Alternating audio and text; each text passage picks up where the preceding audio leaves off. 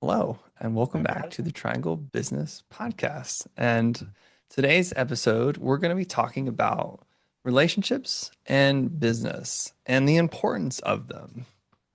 We had previous episodes on networking, but now we're going to take it a little bit deeper than that. So, Scott, you had a really good question. I'd like you to throw that out there again to kick us off because I forgot exactly how I said it because you said it so well.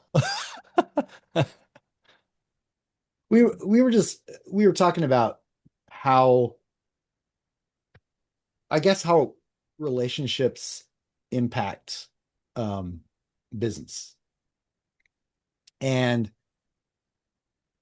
I don't know. I mean, like I think it's absolutely critical in so many ways to develop powerful relationships. Mhm. I wouldn't have had I would never have gotten into business for myself at all, probably, if it wasn't for having powerful relationships that led up to Mhm. that.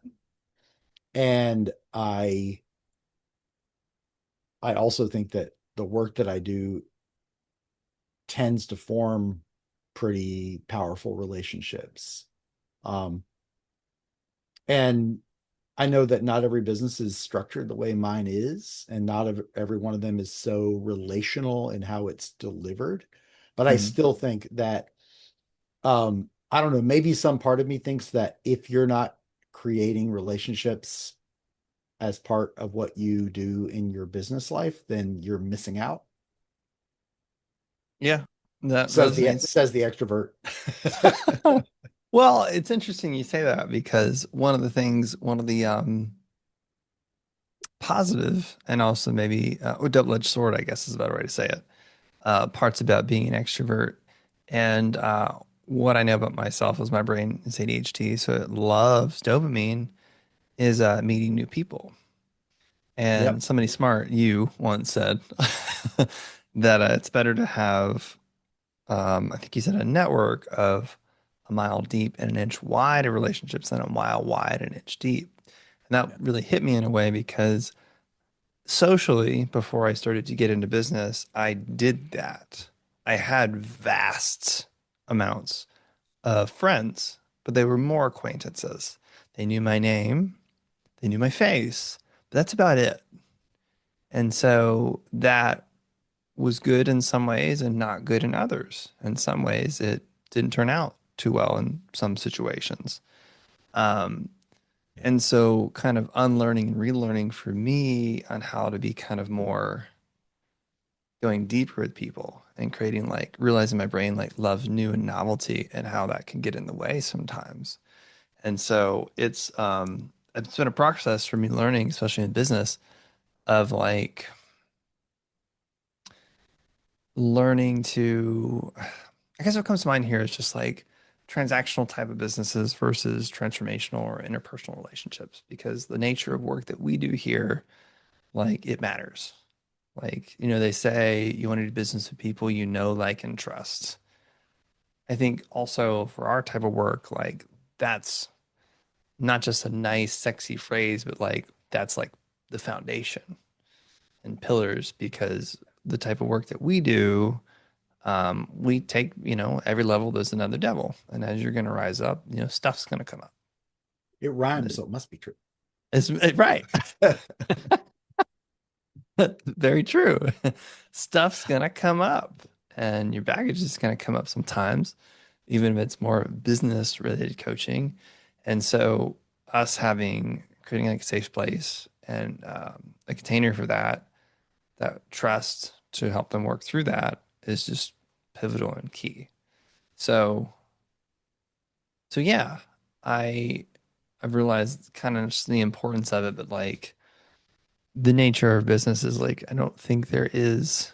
I mean, there is probably ways to do it, but how we set things up, it's just we do one-on-ones, we'll do group kind of thing. It's not like I have a coaching school of hundreds of thousands of students kind of thing, nor do I necessarily want to do that because that's too distant for me at least of connection, which is a big driver Yeah, of what I want in the world. I there is no one size fits all here, right? Like, but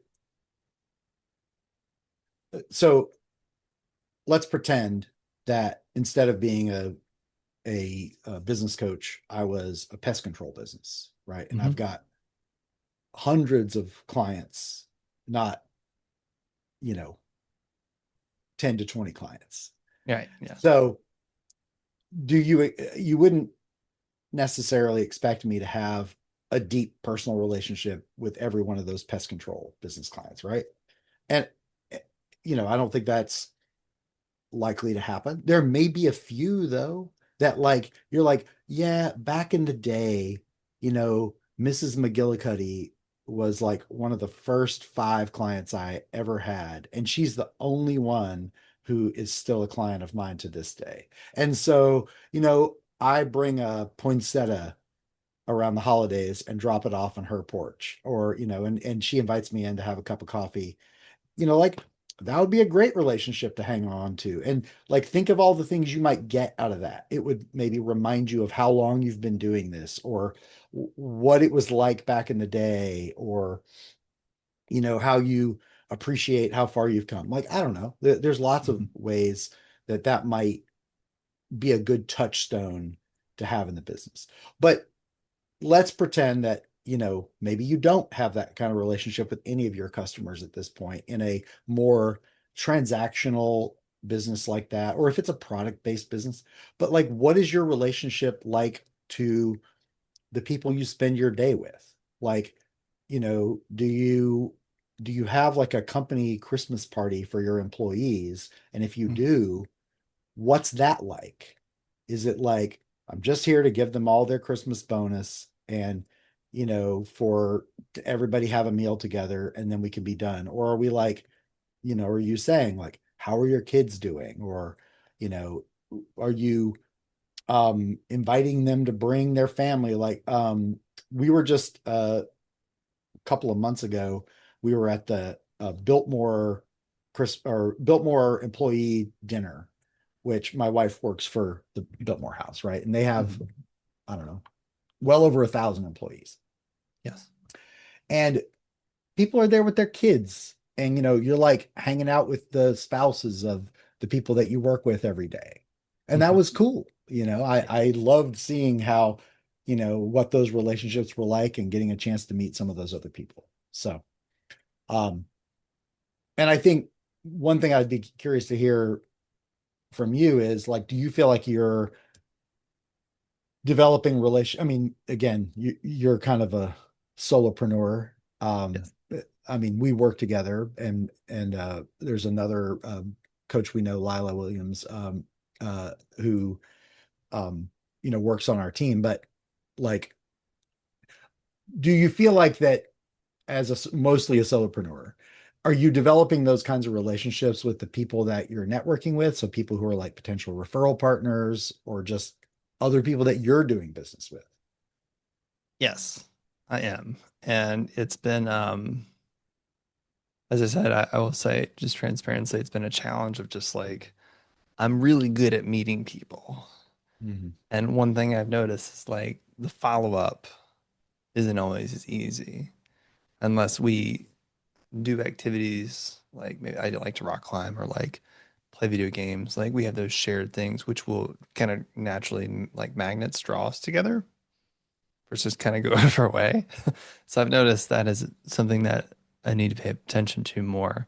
And so, um, one thing I just want to comment, which is related to your question, but kind of what you said with the Christmas party is when I was in corporate, um, one of the bosses I had, he didn't stay there very long, unfortunately. He wrote like us a handwritten note. We were a small team, but he wrote it as like a thank you and it's like a Christmas note. And like I still remember that to this day.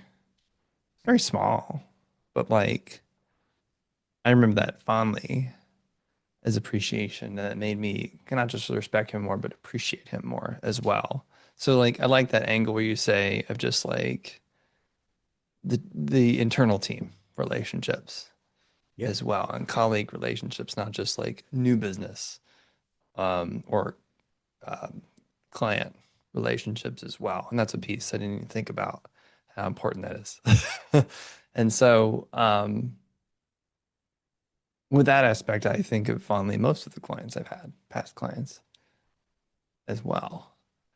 And to make them feel seen and heard, I typically like to send, if they're done working with me, I like to send them a book and a Mm. handwritten note. Something that I personally think that they might find interesting based on our work together. Yeah, we we just had our final open garden of the year. I know Mhm. you've been to a few of these. Yeah, they're great. And um, for people who are in my look, everybody who's connected with me on Facebook, I hope by this point knows that we've been doing this. And my wife and I were talking about like if this is, I mean, because we're coming to the holidays, there's not much going on in the garden in December anyway, and hanging out in the backyard when I don't know how cold it's going to be a month from now, but Mm. I'd rather not probably. So, but we were just doing like a little bit of like an after action report, like, so how did it go? And what do we feel like we got from this? And like both of us were tripping over each other to talk about how much it has improved some existing relationships and really established new ones with some people. And like some of them were like, I'm going to just say kind of predictable, right? Like um some of them are just people like I've known them well, but that we spent this time hanging out together and us sharing food with them and them helping us do a little bit of work and things like that, sharing a meal together. Mhm. Um, of course, it made things better. But there's been some where it's like there was somebody that showed up at this one that I didn't even know they were interested in coming, and they came and they hung out the whole day. And it was fantastic. And I kind of was joking with my wife, like, I think you have a new best friend. Yeah. And she was like, I feel like I have a new best friend. And um, I think that sometimes good relationships, they kind of surprise us. And we're like, well, we're maybe not prepared for it. Or Mhm. like, we're like, oh, I didn't know this was going to be like that. I had it in this other box, but now I don't know whether it belongs in this sort of like blossoming new relationship box. So I love that. yeah, I do too. I love getting surprised by it. Um, um, I also think that one of my theories, I bring it up all the time, was 80% of whether I like somebody is whether they like me. Yes, I remember you said this before. And Yeah. I mean, I really do embrace this as like one of the essential truths of the world. At least it works for me. Mhm. And when I meet somebody and I'm like, I really like them. And consequently, most of the time, they really like me. And so we're off to a great start. I'm a big believer that one of the things that maintains that energy is to figure out like some kind of scaffolding that we can put around like this blossoming relationship. Like, okay, what are you into to see which of that am I into so Yeah. that we can do that kind of stuff together?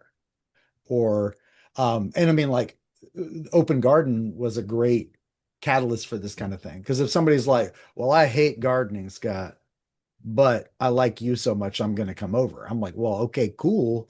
But I hope we can find something else to bond about if Yeah. you're not into this. But I mean, as you would predict, most of the people who came over for this during the course of the year, I think we've done it like 8 times this year. And most of the people that came were like, well, I'm at least somewhat interested in it. Or, Yes. um, or they're like, I don't care much about the gardening, but I really want to try out blacksmithing. I'm like, cool, I'm into that too. Yeah. So finding something that you're a shared interest, I think is a really, really useful thing to fuel good relationship. And I'll say one more thing, And then I'd like to kind of get your take on this because Sure. again, you have been really actively networking for the last, well, almost the whole time I've known you. And Yeah. so do you find though that people want to compartmentalize like the personal and the business and not talk about what they're into on a personal Actually, level? yes. It's funny you say that. And where I've noticed it most, and it depends on the circles, but where I've noticed it most is one thing about me is I crave deeper connections, deeper conversations, deeper relationships. Um, and I at networking don't like to mess around. So I'm just like, one of my favorite questions I'll ask is, how's your life? Hmm. And I'll get a couple of responses like, life's really good. And I'm just like, oh man, wow, that's what an interesting question. I'm like, thanks. Or some people are like, my life. Oh, I'm like, okay, maybe they're not doing too well right now. That's fine. I don't like to ask the question, how are you? Like, what do you do? The closest Yeah. thing I'll ask is like, which I think we said this in a previous episode, so I'm not going to spend too much time here, is like, how do you like to spend your time? Mhm. And some people either go to work or personal life. So with networking, I like to get move along to the connection piece. And small talk is important. Some people hate it, but it is so how you snowball into it. And so, where one of my other favorite questions to finish off my point here is like I like to ask, like, what are you excited about right now in your life? What are you Mhm. looking forward to? Yeah. And that's gonna ideally that question is a trigger like, what do they love to do? What are their hobbies? Like, rarely, but sometimes I get people be like, "Oh, nothing." I'm like, "You like to watch paint dry?" I'll say to them as a joke to get them to open up. And I'm like, "No." I'm like, well, "What color is it?" It's okay if you do. And so, but even sometimes I've asked those questions to certain groups of people. I have found that not all, of course, but more neurotypical people kind of keep it more surface. And I found more neurodivergent people tend to talk deeper, faster. And this is kind of in the beginning, like that bridge gets crossed pretty quickly when no matter who you are, the more if you meet them more than once or twice. But I have found that like it tends to ADHD people tend to go faster. And if you talk about autistic person's special interest, you'll be there all day. Yeah. You'll have a great time with it, as long as you're having a good time too. So that's just an interesting nuance. But to answer your question, like in networking in general, it depends. When I talk to some people, I have some people look at me and think I'm very youthful and they don't think I make up the story they don't think I have much to offer. So they Mm. may not want to spend too much time on me, conversation wise. That doesn't happen a lot, but it does. Until I ask them a question that makes them think, and they're like, wow, this isn't just a young punk. And then we'll have a good conversation. So to answer your question, to summarize it, I think it's how I show up in the world and how I engage with people, which is going to determine what level of engagement they're going to give me. And sometimes it doesn't matter what questions I ask, they have no interest. They're just closed off, which confuses me. Why are you out here networking to begin with? And I think some people really like I have a work life and I have a personal life. I think that can exist in entrepreneurship, but in the level of work that we do, it's doesn't really make sense, at least not to me. I make up the story, which I'm not there yet, so I can't speak from personal experience that when you get to owning in business where you can like go on vacation for a month and it's still making money and you're like, just checking in, how's it doing? Like maybe that might be a level of where you can separate the two. But we are in the trenches of what we do on a daily basis. Yeah. And I love Yeah. that. It's the type of work I love doing. So that's what comes to mind when I hear One that of my question. one of my all-time favorite books is the Firestarter Sessions by Danielle Laporte. And she has a quote in there from somebody, and I'm going to get it wrong, but it's something like um, a wise person uh, loses track of when they are at work and when they are at play, and they just sort of easily go back and forth between the two. And I mean, I think that this philosophy should be applied judiciously. Like, I don't think that brain surgeons necessarily want to muddle their work life and their play life, but so much. Yeah. But I have the privilege, I think, of not worrying about it too much. And like, I have people all the time that I'm like friends with, and they're like, "Can I ask you a business question?" And I'm like, "Sure." Like, and then we talk about that, and then if we talk about it at some depth, they're like, "I feel like I'm making you talk about work, or I'm taking up too much of your time." And I'm like, "I got boundaries. You can't take up too much of my time. I'll draw a line if I feel like, maybe that's as much as I want to talk about that right now. Or like if we want to talk about this more, let's schedule some time." But Yeah. like what I think I'm doing is I'm being in service to them. But I'm also just talking about something I enjoy, talking about something I'm interested in. I'm trying to help them. Mhm. Um, that makes for good relationships. And like that's how I've gotten most of my clients over the years. I mean, I had a conversation with somebody and they were like, "Wow, thank you." And they're like, "Oh, I'm getting a sense of what it must be like to work with you." Like, yeah. It's interesting you say that because I have a question or somewhat of a question to ask in that direction where I've met some people on my networking journey who I'll ask them a question like that and they'll be like, yeah, for 500 bucks or X amount of dollars. I'll answer that question. I'm like, and this is a me thing where like, I feel bad for even asking. Like I feel like not only do I regret it, but I'm like, I didn't mean to offend you or insult you of some kind of thing where I am kind of what you said, more of the nature. If somebody asks me a question, I'm like, well, it's this. I may not go into like ex like massive amounts of depth as if I'm teaching a paid client, but I will answer it typically.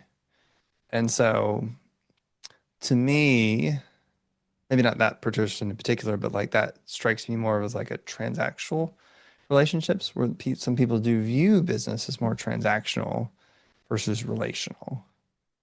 And so I'm curious about your experience. Like, I mean, look, I what do you?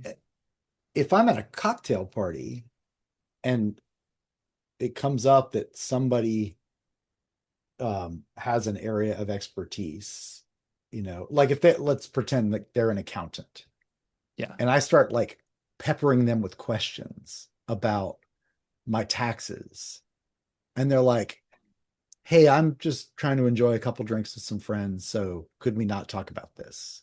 I mean, first of all, thank you for letting me know I was crossing your boundary. And also, I probably wouldn't put myself in that situation in the first place. But if right. we're having a networking meeting and I'm like expressing like, "Yeah, I'm struggling with this thing," if they're like, if they said, you know, "That's the kind of thing we help people with, and if you want to set up an appointment, I'd be happy to walk you through that." But like I can tell you right now, you probably shouldn't do this, but you should do this accounting wise, right? Then I don't like, I understand that there's a level of this to which we're not doing in a casual conversation that if we want to have a business relationship, we would be doing. But if somebody's like for 500 bucks, I mean, I could appreciate that totally as a joke. But if they're like serious, then I'm like, "Oh, okay, well, if that's the level of transactionality, is that a word? It That is they now. want to have, then I'm a little bit like, oh, cool. Like, so what do we want to talk about that isn't that then? Because I would much rather talk about gardening or blacksmithing or gaming Yeah. than this. Um, so I don't know. Like, I get it that some people need to have boundaries about that, or else they're going to end up talking about their work all the time and sort of quote unquote giving it away for free. Yes. But I'm not of the opinion that there's anything I could really give away for free in a Mhm. conversation. I will say this one thing. I have had numerous people over the years where we sit down to have a one-to-one, and for an hour they talk about what they're up against, and then I start, asking them questions and maybe giving a piece or two of advice. And I've had them at the end say, I thought this was going to be a one-to-one, but I think you just coached me for an hour. So can I pay you? And I'm like, absolutely not, because I didn't come here to get paid. Mhm. And also, I didn't give you a price. And also, my payment system isn't really set up to take one off. I'm not going to have you Venmo me. And I'm just like, no, you may not. But like, if you want to engage in a coaching relationship, we can set something up. But Yeah. I just heard you struggling with the thing, and just those were my thoughts about it. Yeah.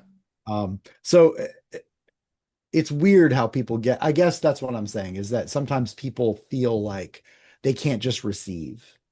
Yeah, that's true.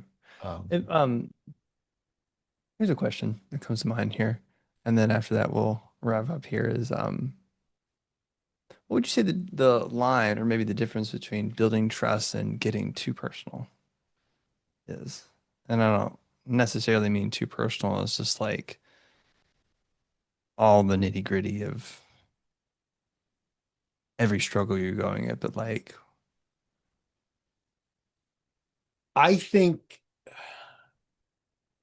I do think that there's such a thing as kind of crashing through, um, sort of crashing into vulnerability in a way that is jarring, and, well, like, you haven't earned the right. Um, but I've also experienced a lot of conversations and relationships that got really, like, got to that level fairly quickly, um, because both people kept consenting to sort of take it a little deeper and a little deeper and a little deeper, right? Like, uh,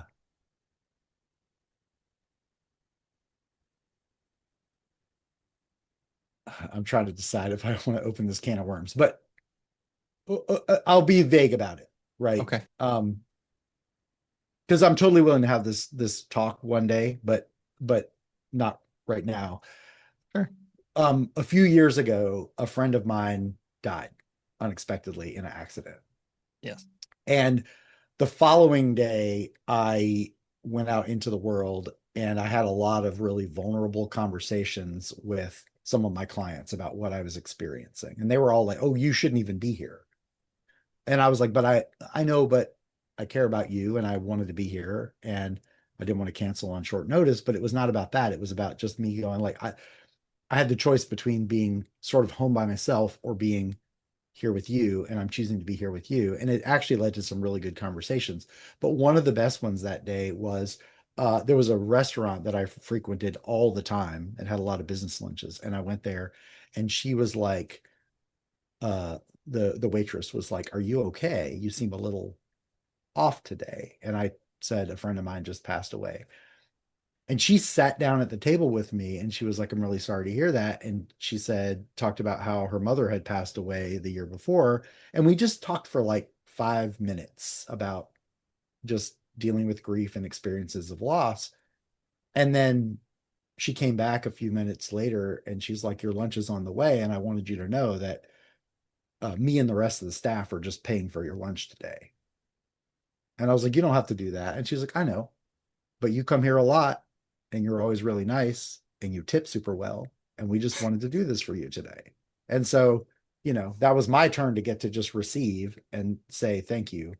But, like, in the course of 15 to 20 minutes, we went from just like, I'm a customer, she's a waitress, to like, we had this pretty real connection. I'll never forget that day. So I think it's possible to go pretty deep pretty fast if both parties are stepping down into it and Hmm. nobody's forcing it. Mm. So, um, Well yeah, said. Yeah, I agree. thanks. I think I'll say on this then, um, having courageous vulnerability, I think is important. I think what stops people, at least in the workplace, is like it being weaponized against them.